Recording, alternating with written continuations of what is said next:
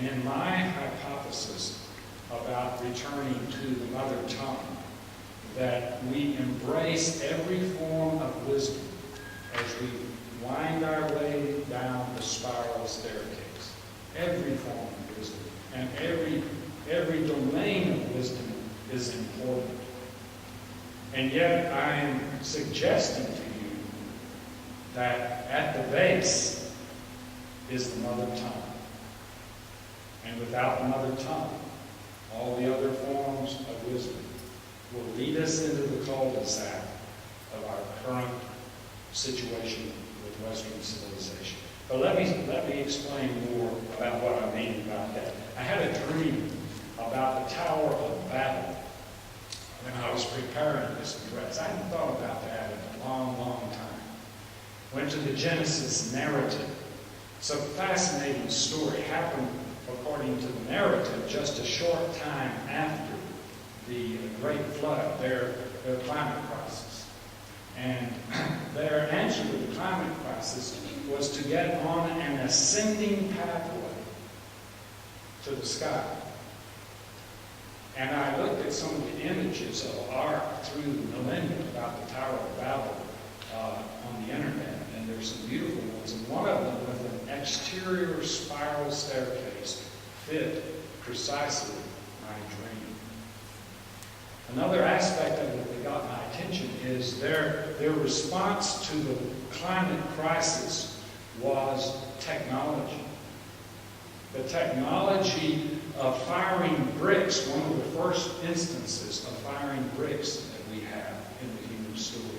And another fascinating piece is they introduced, perhaps, to the human endeavor, hydrocarbon technology, using, perhaps for one of the first times, tar or mortar to hold the bricks together, the kind of tar that is a hydrocarbon base.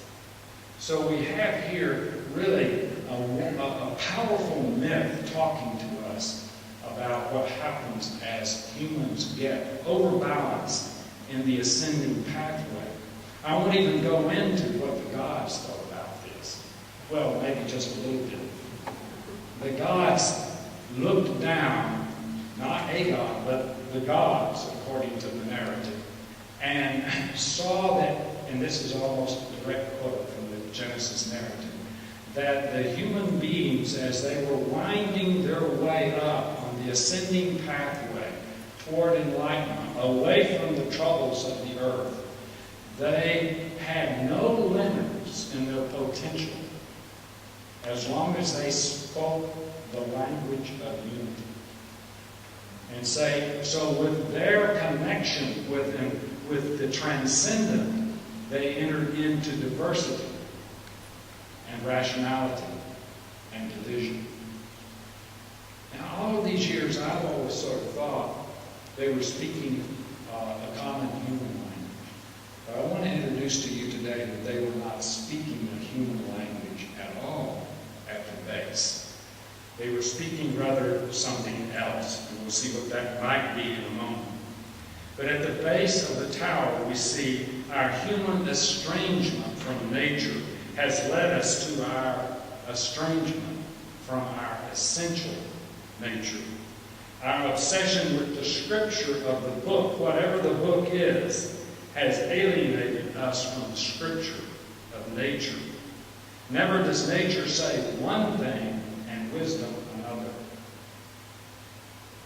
Those are the words of Juvenal, 1st century Roman poet. Never does nature say one thing and wisdom another. If there is a conflict between the scripture of your book, whatever your book is, and the scripture of direct experience with nature, always trust your direct experience. So I thought about this. What book might open up for us the language of the mother tongue? Would it be Black Elk Speaks? Would it be the Tao Te Ching? Would it be the Gita? Would it be the prophecy drawings on the rocks of the Hopi? Would it be the book of Hopi?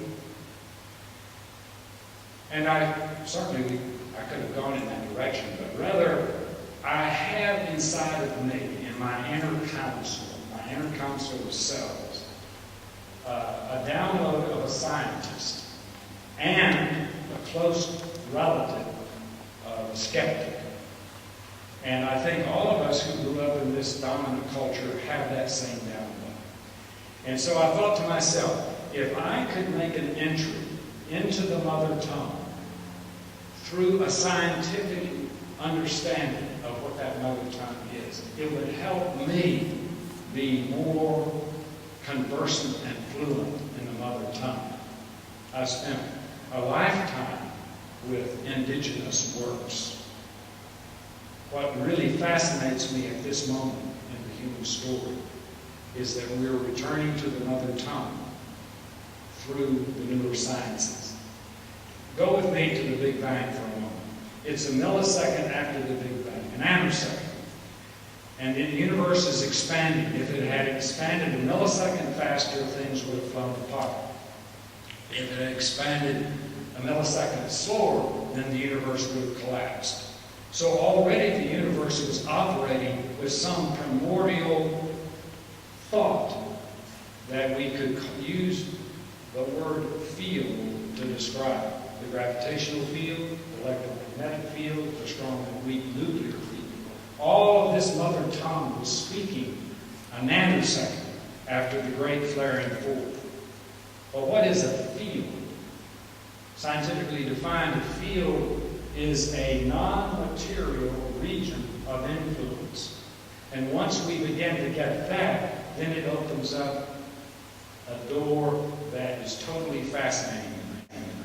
Last year, just about this time, we were having a dissertation writing seminar, and popping out of my mouth was the phrase eco-field.